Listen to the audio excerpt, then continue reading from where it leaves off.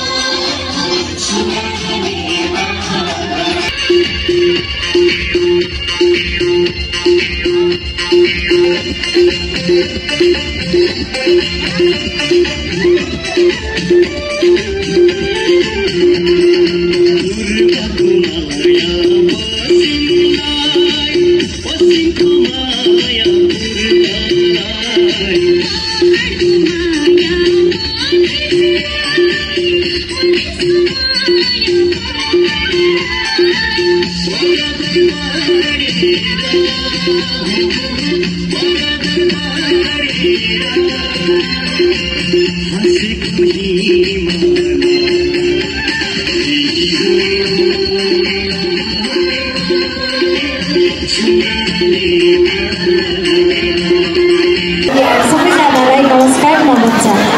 आज यो विशेष कार्यक्रम यहाँहरूलाई धेरै अरूले बोलेको सुन्न भन्दा पनि नाचगान हेरौँ, आफ्नो छोराछोरीको नाति नातिनाको प्रस्तुति हेरौँ भन्ने हुन्छ। त्यस कारणले गर्दा धेरै लामो बोल्दिनँ, छोटो बोल्न चाहन्छु। आज अन्तर्राष्ट्रिय नारी दिवस पनि परेको छ र अन्तर्राष्ट्रिय नारी दिवसको पनि शुभकामना व्यक्त गर्न चाहन्छु र साथसाथै आज अभिभावक दिवसको यहाँहरूलाई शुभकामना व्यक्त गर्न चाहन्छु।